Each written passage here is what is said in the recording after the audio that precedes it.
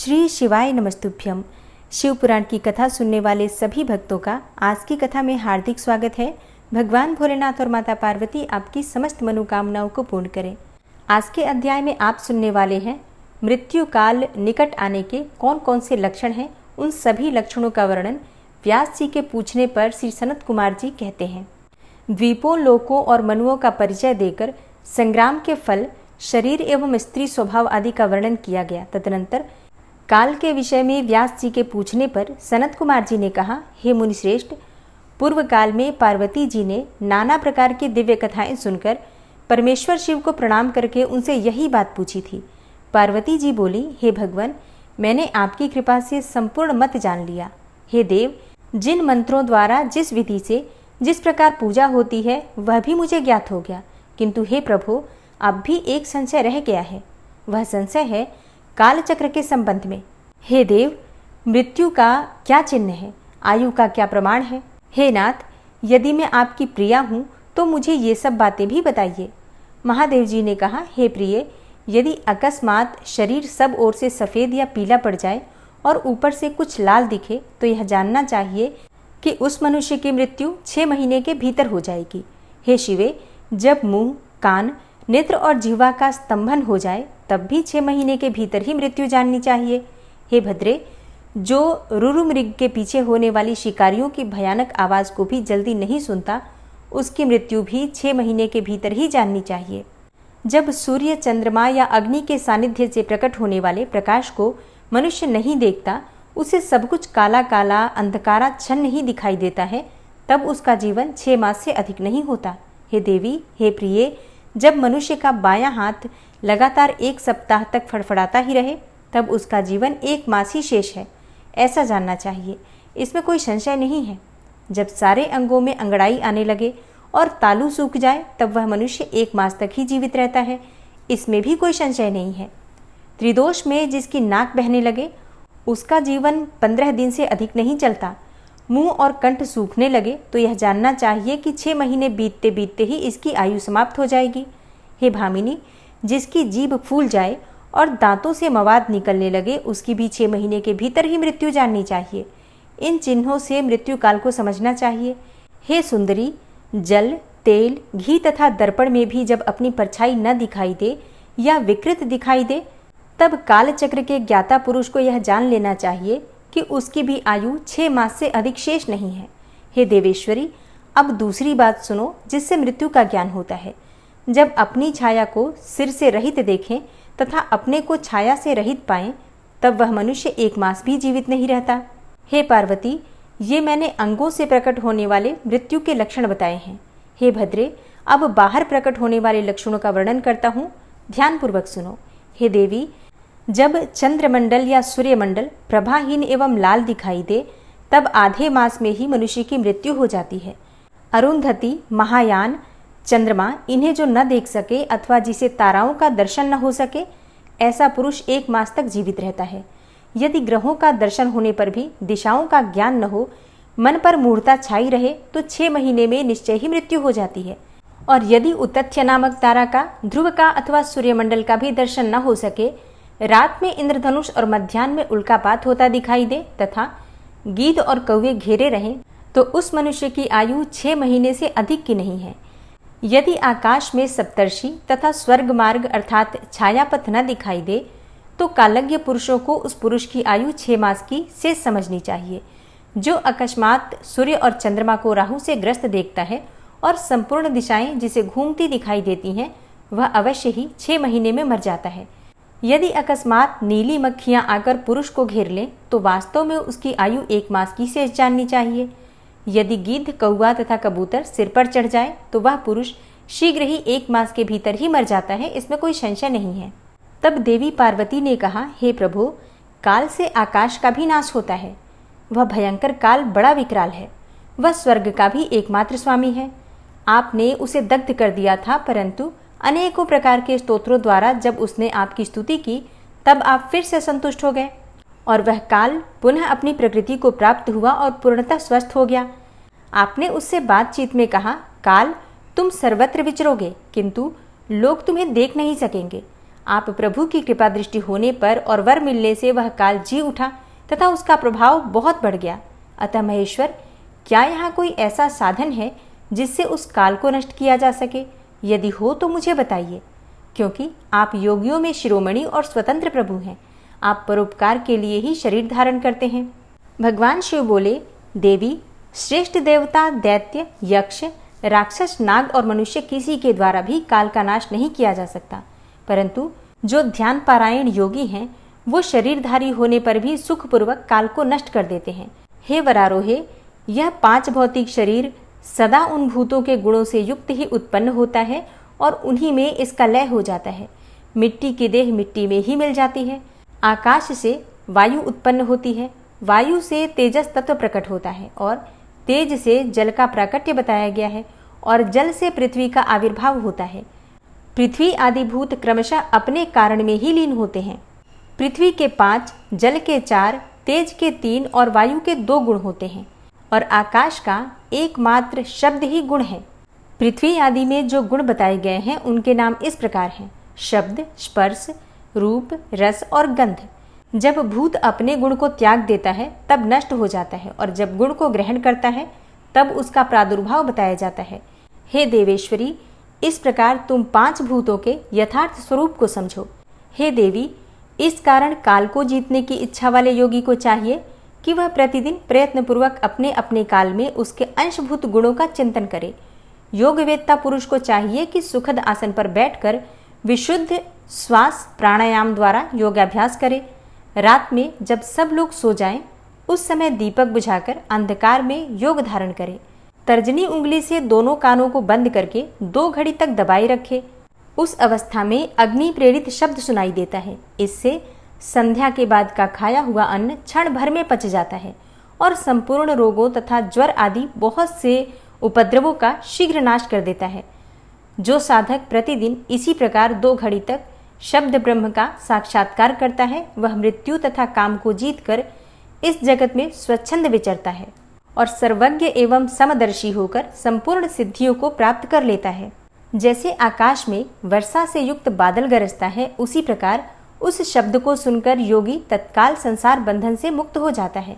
तदनंतर योगियों द्वारा प्रतिदिन चिंतन किया जाता हुआ वह शब्द क्रमशः सूक्ष्म से सूक्ष्मतर हो जाता है। देवी, इस प्रकार मैंने तुम्हें शब्द ब्रह्म के चिंतन का ज्ञान बताया है। जैसे धान चाहने वाला पुरुष पुआल को छोड़ देता है, उसी तरह मोक्ष की इच्छा रखने वाले योगी सारे बंधनों को त्याग देता है। इस शब्द ब्रह्म को पाकर भी जो दूसरी वस्तु की अभिलाषा करते हैं, वे मुक्के से आकाश को मारते और भूख प्यास की कामना करते हैं। यह शब्द ब्रह्म ही सुखद मोक्ष का कारण, बाहर भीतर के भेद से रहित, अविनाशी और समस्त उपाधियों से रहित पर ब्रह्म है। इसे जानकर मनुष्य मुक्त हो जाते हैं। जो लोग कालपाश से मोहित होकर शब्द ब्रह्म को नहीं जानते, वे पापी और कुबुद्धि मनुष्य मौत के फंदे में फंसे ही रहते हैं। मनुष्य तभी तक संसार में जन्म लेते हैं जब तक सबके आश्रयभूत परम तत्व पर ब्रह्म परमात्मा की प्राप्ति नहीं होती। परम तत्व का ज्ञान हो जाने पर मनुष्य जन्म मृत्यु के बंधन से मुक्त हो जाता है। निद्रा और आलस्य साधना का बहुत बड़ा विघ्न है। इस शत्रु को यत्नपूर्वक जीतकर सुखद आसन पर आसीन होकर प्रतिदिन शब्द ब्रह्म का अभ्यास करना चाहिए। 100 वर्ष की अवस्था वाला वृद्ध पुरुष आजीवन इसका अभ्यास करे तो उसका शरीर रूपी स्तंभ मृत्यु को जीतने वाला हो जाता है और उसे प्राणवायु की शक्ति को बढ़ाने वाला आरोग्य प्राप्त होता है। वृद्ध पुरुष में भी ब्रह्म के अभ्यास से होने वाले लाभ का विश्वास देखा जाता है। फिर तरुण मनुष्य को इस साधना से पूर्ण लाभ हो, इसके लिए तो कहना ही क्या है। यह शब्द ब्रह्म न ओंकार है, न मंत्र, न बीज है, न अक्षर है। यह अनाहत नाद बिना आघात के अथवा बिना बजाए ही प्रकट होने वाला शब्द है। इसका उच्चारण किए बिना ही चिंतन होता है। यह शब्द ब्रह्म परम कल्याणमय है। हे प्रिय, शुद्ध बुद्धि वाले पुरुष यत्नपूर्वक निरंतर इसका अनुष्ठान करते हैं। 9 प्रकार के शब्द बताए गए हैं जिन्हें प्राणवेत्ता पुरुषों ने लक्षित किया है। मैं उन्हें प्रयत्नपूर्वक बता रहा हूँ, तुम ध्यानपूर्वक सुनो। उन शब्दों को नाद सिद्धि भी कहते हैं। वे शब्द क्रमशः इस प्रकार हैं: घोष, कांस्य, झांझ आदि, श्रृंग, सिंगा आदि, घंटा, वीणा आदि, बांसुरी, दुंदुभी, शंख और नवा, मेघ गर्जन। इन 9 प्रकार के शब्दों को त्याग कर तुंकार का अभ्यास करें। इस प्रकार सदा ही ध्यान करने वाला योगी पुण्य और पापों से लिप्त नहीं होता। देवी, योगाभ्यास के द्वारा सुनने का प्रयत्न करने पर भी जब योगी इन शब्दों को नहीं सुनता और अभ्यास करते करते मरणासन्न हो जाता है, तब भी वह दिन रात उस अभ्यास में ही लगा रहे। ऐसा करने से 7 दिनों में वह शब्द प्रकट होता है और जो मृत्यु को जीतने वाला है। हे देवी, वह शब्द 9 प्रकार का है। उसका मैं यथार्थ रूप से वर्णन करता हूँ, तुम ध्यानपूर्वक सुनो। पहले तो घोषात्मक नाद प्रकट होता है, जो आत्मशुद्धि का उत्कृष्ट साधन है। यह उत्तम नाद सब रोगों को हर लेने वाला तथा मन को वशीभूत करके अपनी ओर खींचने वाला है। दूसरा कांस्यनाद है, जो प्राणियों की गति को स्तंभित कर देता है। वह विष, भूत और ग्रह आदि सबको बांधता है, इसमें कोई संशय नहीं है। तीसरा श्रृंगनाद है, जो अभिचार से संबंध रखने वाला है। उसका शत्रु के उच्चाटन और मारण में प्रयोग और नियोग करें। चौथा घंटानाद है, जिसका साक्षात परमेश्वर शिव उच्चारण करते हैं। वह नाद संपूर्ण देवताओं को आकृष्ट कर लेता है। फिर भूतल के मनुष्यों की तो बात ही क्या है। यक्षों और गंधर्वों की कन्याएं उस नाद से आकृष्ट होकर योगी को उसकी इच्छा के अनुसार महासिद्धि प्रदान करती हैं तथा उनकी कामनाएं भी पूर्ण करती हैं। 5वां नाद वीणा है, जिसे योगी पुरुष सदा ही सुनते हैं। हे देवी, उस वीणा नाद से दूरदर्शन की शक्ति प्राप्त होती है। वंशी नाद का ध्यान करने वाले योगी को संपूर्ण तत्व प्राप्त हो जाता है। दुंदुभी का चिंतन करने वाला साधक जरा और मृत्यु के कष्ट से छूट जाता है। हे देवेश्वरी, शंखनाद का अनुसंधान होने पर इच्छानुसार रूप धारण करने की शक्ति प्राप्त हो जाती है और मेघनाद के चिंतन से योगी को कभी विपत्ति का सामना नहीं करना पड़ता। हे वरानने, जो प्रतिदिन एकाग्र चित्त से ब्रह्मरूपी तुंकार का ध्यान करता है, उसके लिए कुछ भी असाध्य नहीं होता। उसे मनोवांछित सिद्धि प्राप्त हो जाती है। वह सर्वज्ञ, सर्वदर्शी और इच्छानुसार रूपधारी होकर सर्वत्र विचरण करता है, कभी विकारों के वशीभूत नहीं होता। वह साक्षात शिव ही है, इसमें कोई संशय नहीं है। हे परमेश्वरी, इस प्रकार मैंने तुम्हारे समक्ष शब्द ब्रह्म के नवधा स्वरूप का पूर्णतया वर्णन किया है। अब और क्या सुनना चाहती हो? और अब आप सुनेंगे काल या मृत्यु को जीतकर अमरत्व प्राप्त करने की 4 यौगिक साधनाएं। प्राणायाम, भूमध्य में अग्नि का ध्यान, मुख से वायुपान तथा मुड़ी हुई जिह्वा द्वारा गले की घाटी का स्पर्श। पार्वती जी बोली, प्रभो, यदि आप मुझ पर प्रसन्न हैं तो योगी योगाकाश जनित वायुपद को जिस प्रकार प्राप्त होता है वह सब मुझे बताइए। भगवान शिव ने कहा, सुंदरी, पहले मैंने योगियों के हित की कामना से सब कुछ बताया है, जिसके अनुसार योगियों ने काल पर विजय प्राप्त की थी। योगी जिस प्रकार वायु का स्वरूप धारण करता है उसके विषय में भी कहा गया है। इसलिए योग शक्ति के द्वारा मृत्यु दिवस को जानकर प्राणायाम में तत्पर हो जाए। ऐसा करने पर आधे मास में ही वह आए हुए काल को जीत लेता है। हृदय में स्थित हुई प्राणवायु सदा अग्नि को उद्दीप्त करने वाली होती है। उसे अग्नि का सहायक बताया गया है। वह वायु बाहर और भीतर सर्वत्र व्याप्त और महान है। ज्ञान, विज्ञान और उत्साह सबकी प्रवृत्ति वायु से ही होती है। जिसने यहाँ वायु को जीत लिया उसने इस संपूर्ण जगत पर विजय पाली। साधक को चाहिए कि वह जरा और मृत्यु को जीतने की इच्छा से सदा धारणा में स्थित रहे, क्योंकि योग पारायण योगी को भली भांति धारणा और ध्यान में तत्पर रहना चाहिए। जैसे लुहार मुख से धौकनी को फूंक फूंक कर उस वायु के द्वारा अपने सब कार्यों को सिद्ध करता है, उसी प्रकार योगी को प्राणायाम का अभ्यास करना चाहिए। प्राणायाम के समय जिनका ध्यान किया जाता है वे आराध्य देव परमेश्वर सहस्त्रों मस्तक, नेत्र, पैर और हाथों से युक्त हैं तथा समस्त ग्रंथियों को आवृत करके उनसे भी 10 अंगुल आगे स्थित हैं। आदि में व्याहति और अंत में शिरोमंत्र सहित गायत्री का 3 बार जप करें और प्राणवायु को रोके रहें। प्राणों के इस आयाम का नाम प्राणायाम है।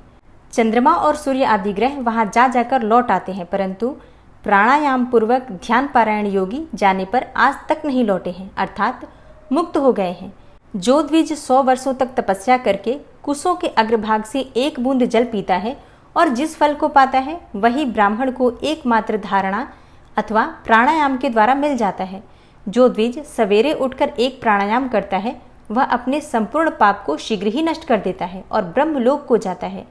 जो आलस्य रहित होकर सदा एकांत में प्राणायाम करता है वह जरा और मृत्यु को जीतकर वायु के समान गतिशील होकर आकाश में विचरता है।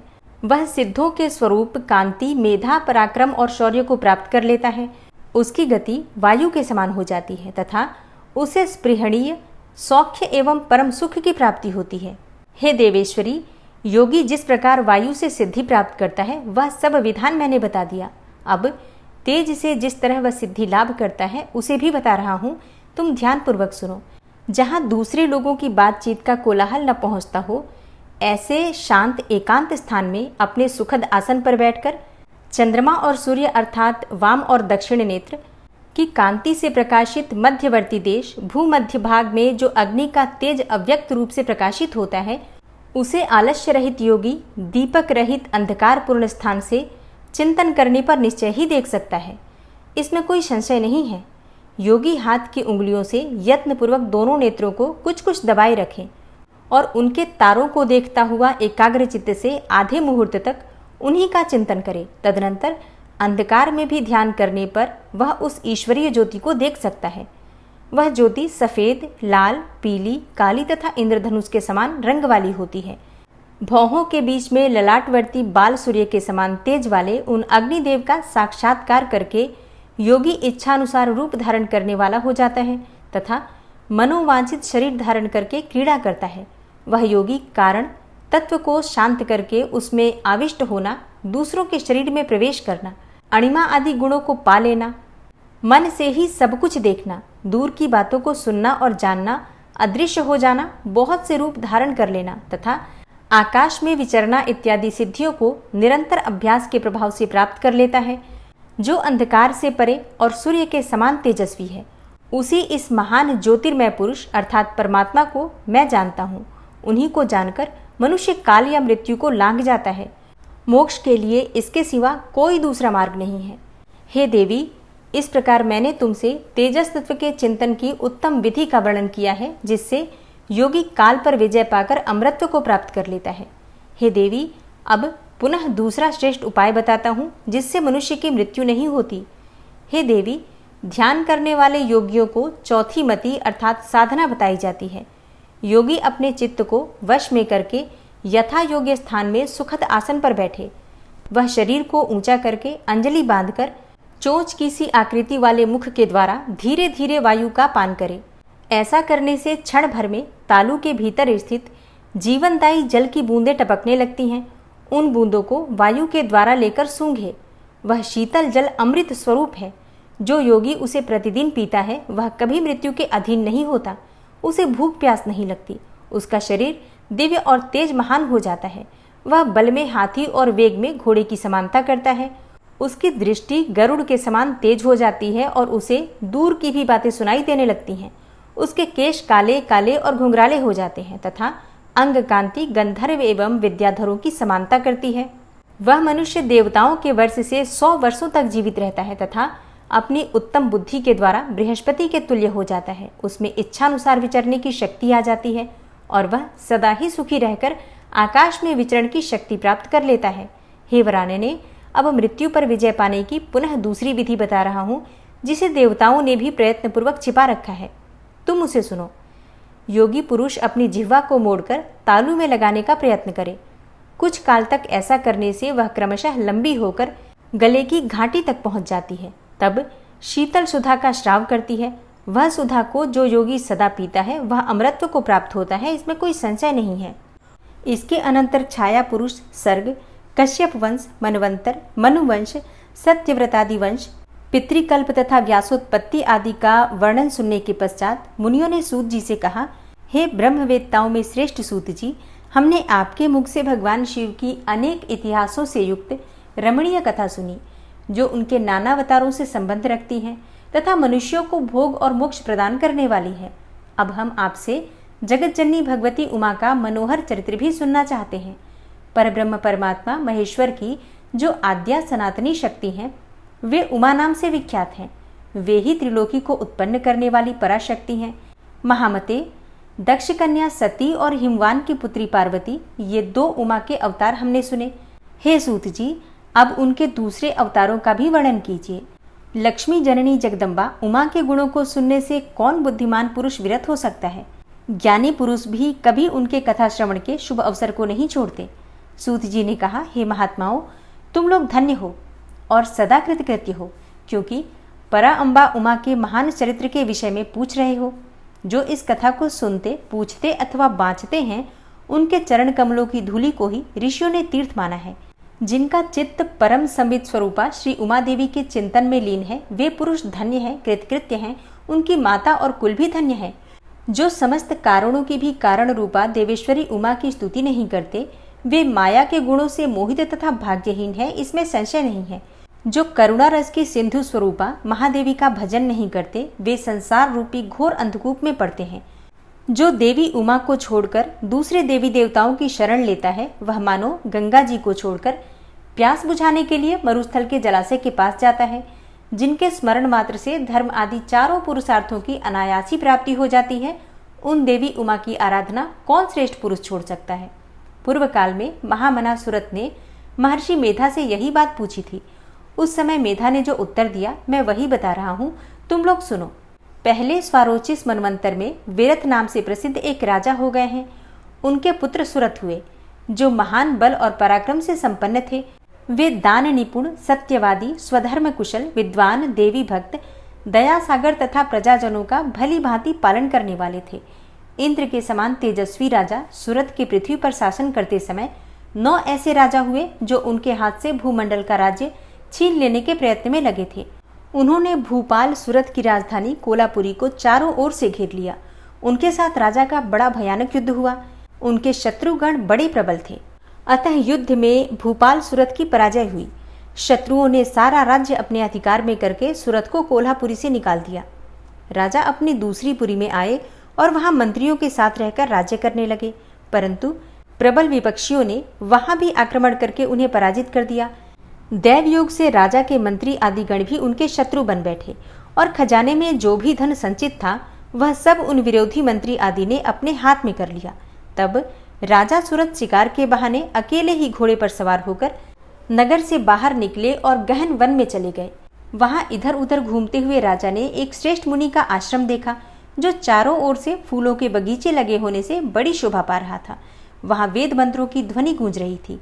सब जीव जंतु शांत भाव से रहते थे। मुनि के शिष्यों, प्रशिष्यों तथा उनके भी शिष्यों ने उस आश्रम को सब ओर से घेर रखा था। महामते, विप्रवर मेधा के प्रभाव से उस आश्रम में महाबली व्याघ्र आदि अल्प शक्ति वाले गौ आदि पशुओं को भी पीड़ा नहीं देते थे।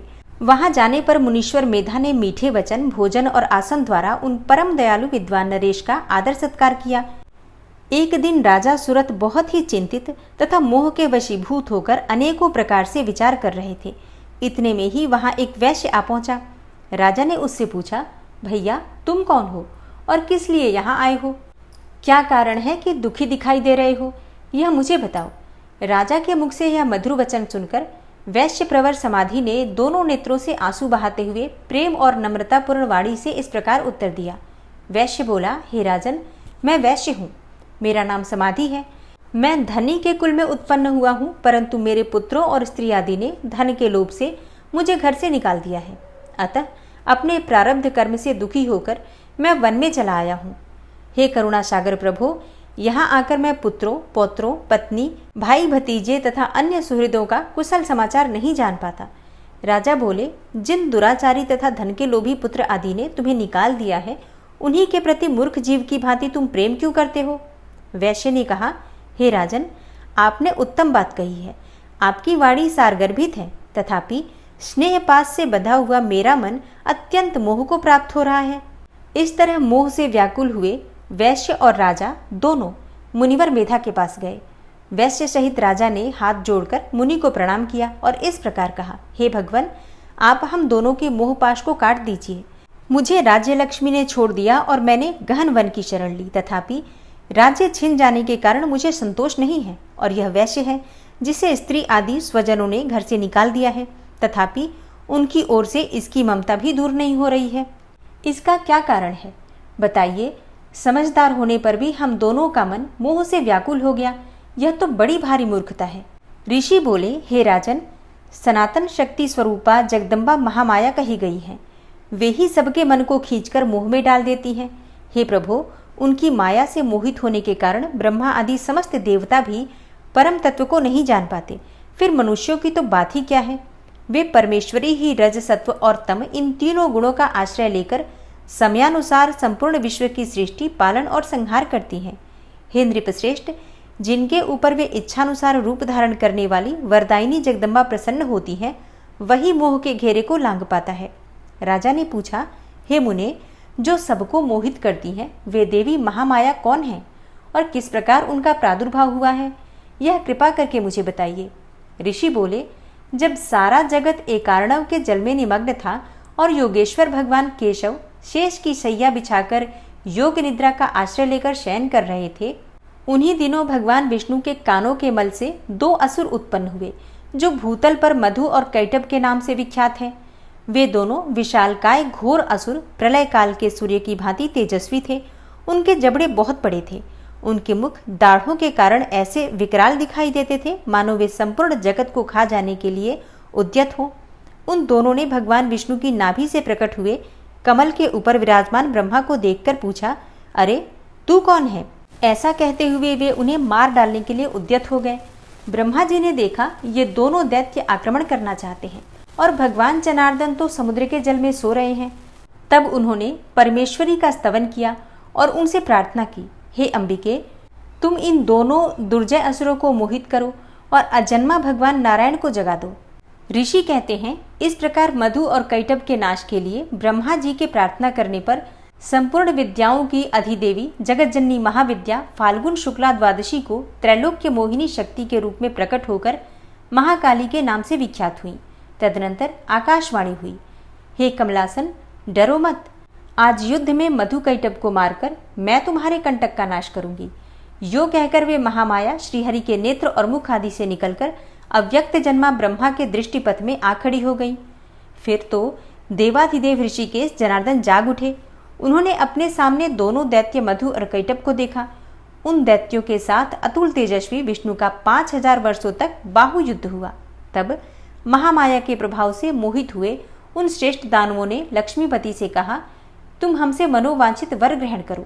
नारायण बोले, यदि तुम लोग प्रसन्न हो तो मेरे हाथ से मारे जाओ, यही मेरा वर है, इसे दो, मैं तुम दोनों से दूसरा वर नहीं मांगता। ऋषि कहते हैं, उन असुरों ने देखा सारी पृथ्वी एकार्णव के जल में डूबी हुई है। तब वे केशव से बोले, हम दोनों को ऐसी जगह मारो जहां जल से भीगी हुई धरती न हो। बहुत अच्छा कहकर भगवान विष्णु ने अपना परम तेजस्वी चक्र उठाया और अपनी जांघ पर उनका मस्तक रखकर काट डाला।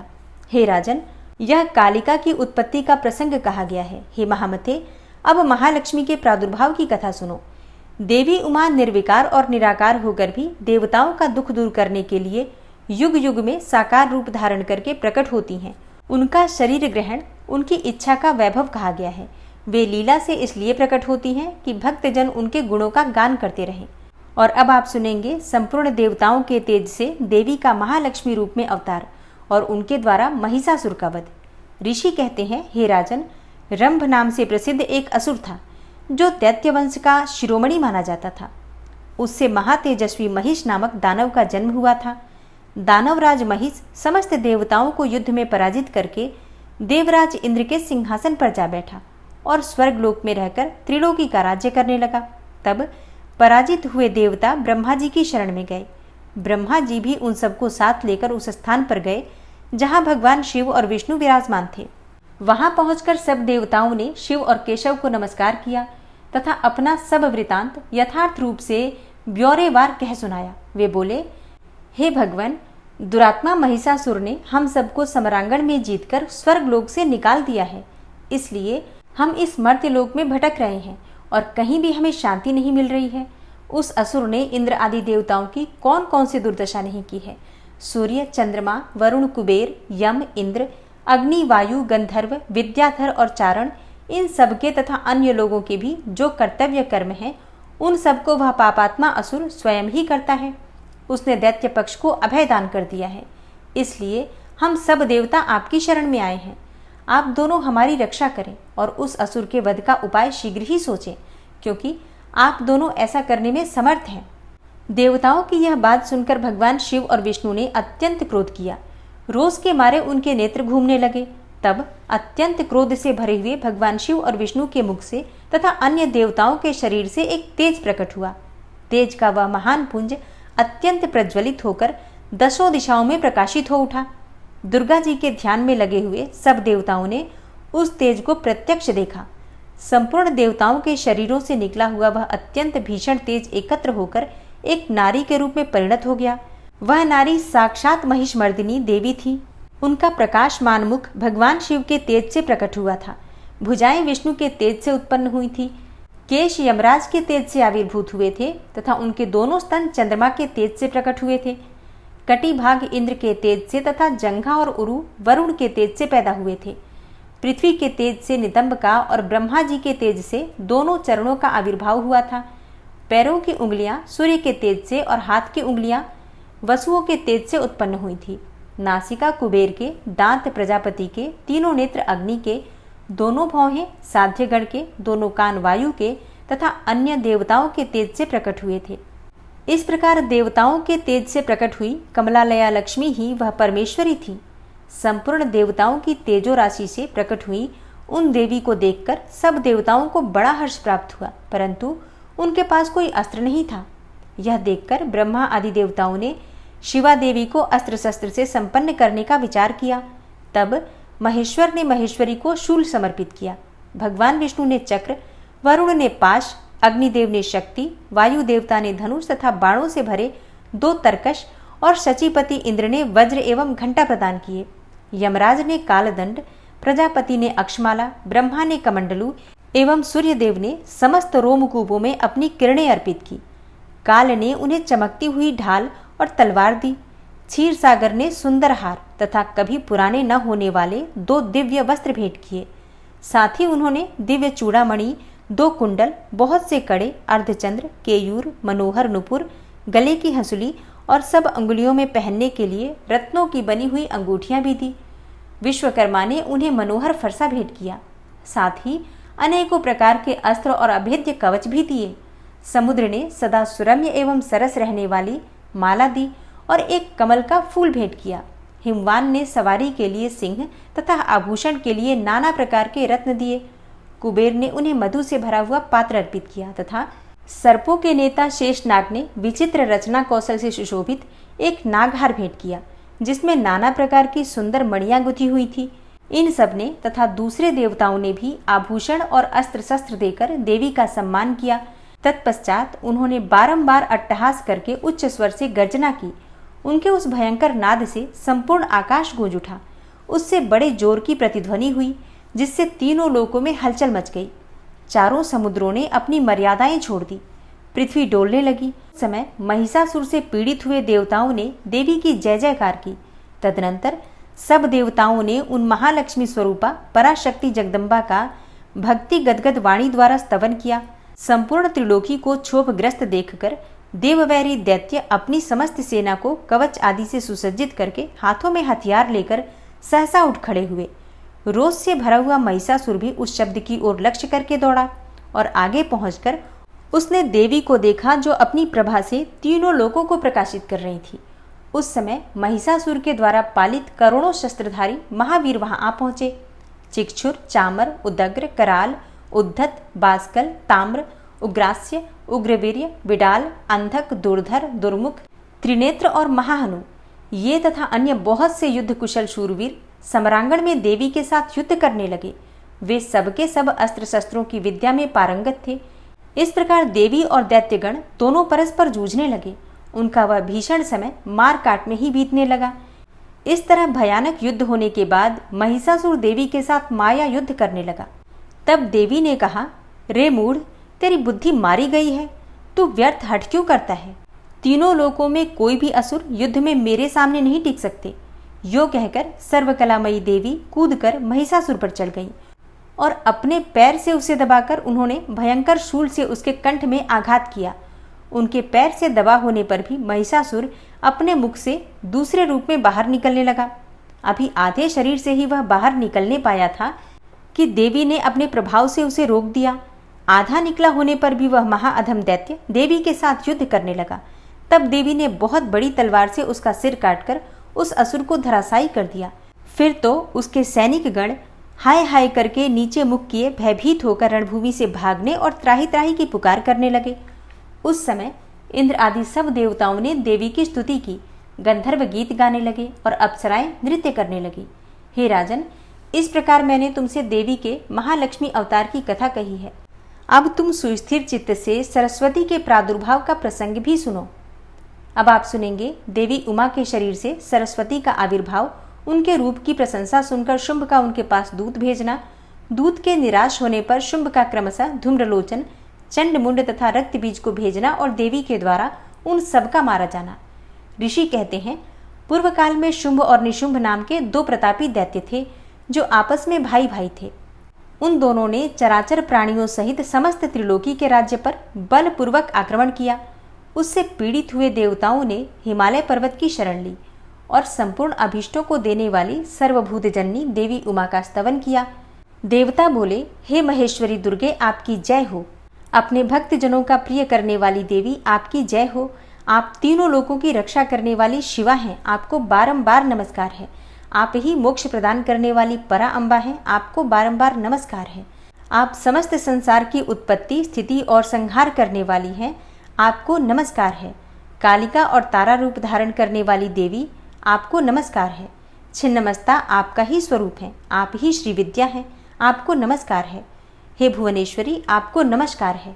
भैरव रूपिणी, आपको नमस्कार है। आप ही बगलामुखी और धूमावती हैं, आपको बारंबार नमस्कार है। आप ही त्रिपुर सुंदरी और मातंगी हैं, आपको बारंबार नमस्कार है। अजिता, विजया, जया, मंगला और विलासिनी, ये सभी आपके ही विभिन्न रूपों की संज्ञाएं हैं। इन सभी रूपों में आपको नमस्कार है। दोग्ध्री अर्थात माता अथवा कामधेनु रूप में आपको नमस्कार है। घोर आकार धारण करने वाली आपको नमस्कार है। अपराजिता रूप में आपको प्रणाम है। नित्या महादेवी के रूप में आपको बारंबार नमस्कार है। आप ही शरणागतों का पालन करने वाली रुद्राणी हैं, आपको बारंबार नमस्कार है। वेदांत के द्वारा आपके ही स्वरूप का बोध होता है, आपको नमस्कार है। आप परमात्मा हैं, आपको मेरा प्रणाम है। अनंत कोटि ब्रह्मांडों का संचालन करने वाली आप जगदम्बा को बारंबार नमस्कार है। देवताओं के इस प्रकार स्तुति करने पर वरदायिनी एवं कल्याण रूपिणी गौरी देवी बहुत प्रसन्न हुई। उन्होंने समस्त देवताओं से पूछा, आप लोग यहाँ किसकी स्तुति करते हैं? तब उन्हीं गौरी के शरीर से एक कुमारी प्रकट हुई। वह सब देवताओं के देखते देखते शिव शक्ति से आदरपूर्वक बोली, माँ, ये समस्त स्वर्गवासी देवता निशुंभ और शुंभ नामक प्रबल दैत्यों से अत्यंत पीड़ित होकर अपनी रक्षा के लिए मेरी स्तुति करते हैं। पार्वती के शरीर कोश से वह कुमारी निकली थी, इसलिए कौशिकी नाम से प्रसिद्ध हुई। कौशिकी ही साक्षात शुंभासुर का नाश करने वाली सरस्वती हैं। उन्हीं को उग्रतारा और महोग्रतारा भी कहा गया है। माता के शरीर से स्वतः प्रकट होने के कारण वे इस भूतल पर मातंगी भी कहलाती हैं। उन्होंने समस्त देवताओं से कहा, तुम लोग निर्भय रहो, मैं स्वतंत्र हूँ, अतः किसी का सहारा लिए बिना ही तुम्हारा कार्य सिद्ध कर दूंगी। ऐसा कहकर वे देवी तत्काल वहां अदृश्य हो गई। एक दिन शुंभ और निशुंभ के सेवक चंड और मुंड ने देवी को देखा। उनका मनोहर रूप नेत्रों को सुख प्रदान करने वाला था। उसे देखते ही मोहित होकर वे शुद्ध बुद्ध खोकर पृथ्वी पर गिर पड़े। फिर होश में आने पर वे अपने राजा के पास गए और आरंभ से ही सारा वृतांत बताकर बोले, हे महाराज, हम दोनों ने एक अपूर्व सुंदरी नारी देखी है जो हिमालय के रमणीय शिखर पर रहती है और सिंह पर सवारी करती है। चंड मुंड की यह बात सुनकर महान असुर शुंभ ने देवी के पास सुग्रीव नामक अपना दूत भेजा और कहा, दूत, हिमालय पर कोई अपूर्व सुंदरी रहती है, तुम वहां जाओ और उससे मेरा संदेश कहकर उसे प्रयत्नपूर्वक यहाँ ले आओ। यह आज्ञा पाकर दानव शिरोमणि सुग्रीव हिमालय पर गया और जगदम्बा महेश्वरी से इस प्रकार बोला। दूत ने कहा, देवी, दैत्य शुंभासुर अपने महान बल और विक्रम के लिए तीनों लोकों में विख्यात है। उसका छोटा भाई निशुंभ भी वैसा ही है। शुंभ ने मुझे तुम्हारे पास दूत बनाकर भेजा है, इसलिए मैं यहाँ आया हूँ। हे सुरेश्वरी, उसने जो संदेश दिया है उसे इस समय सुनो। मैंने सम्रांगण में इंद्र आदि देवताओं को जीतकर उनके समस्त रत्नों का अपहरण कर लिया है। यज्ञ में देवता आदि के दिए हुए देवभाग का मैं स्वयं ही उपभोग करता हूँ। मैं मानता हूँ कि तुम स्त्रियों में रत्न हो, सब रत्नों के ऊपर स्थित हो, इसलिए तुम काम जनित रस के साथ मुझको अथवा मेरे भाई को अंगीकार करो। दूत के मुख से शुंभ का यह संदेश सुनकर भूतनाथ भगवान शिव की प्राण वल्लभा महामाया ने इस प्रकार कहा। देवी बोली, दूत, तुम सच कहते हो, तुम्हारे कथन में थोड़ा सा भी असत्य नहीं है, परंतु मैंने पहले से ही एक प्रतिज्ञा कर ली है, उसे सुनो। जो मेरा घमंड चूर कर दे, जो मुझे युद्ध में जीत ले, उसी को मैं पति बना सकती हूँ, दूसरे को नहीं। यह मेरी अटल प्रतिज्ञा है, इसलिए तुम शुंभ और निशुंभ को मेरी यह प्रतिज्ञा बता दो, फिर इस विषय में जैसा उचित हो वैसा वे करें। देवी की यह बात सुनकर दानव सुग्रीव लौट गया। वहां जाकर उसने विस्तार पूर्वक राजा को सब बातें बताई। दूत की बात सुनकर उग्र शासन करने वाला शुंभ कुपित हो उठा और बलवानों में श्रेष्ठ सेनापति धूम्राक्ष से बोला, धूम्राक्ष, हिमालय पर कोई सुंदरी रहती है, तुम शीघ्र वहां जाकर जैसे भी वह यहाँ आए उसी तरह उसे ले आओ। असुर प्रवर, उसे लाने में तुम्हें भय नहीं मानना चाहिए। यदि वह युद्ध करना चाहे तो तुम्हें प्रयत्न पूर्वक उसके साथ युद्ध भी करना चाहिए। शुंभ की ऐसी आज्ञा पाकर दैत्य धूम्रलोचन हिमालय पर गया और उमा के अंश से प्रकट हुई भगवती भुवनेश्वरी से कहा, हे नितंबिनी, मेरे स्वामी के पास चलो, नहीं तो तुम्हें मरवा डालूंगा। मेरे साथ 60,000 असुरों की सेना है।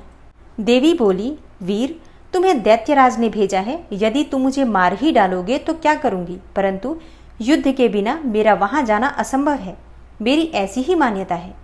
देवी के ऐसा कहने पर दानव धूम्रलोचन उन्हें पकड़ने के लिए दौड़ा, परंतु महेश्वरी ने हूम के उच्चारण मात्र से उसको भस्म कर दिया। तभी से वे देवी इस भूतल पर धूमावती कहलाने लगी।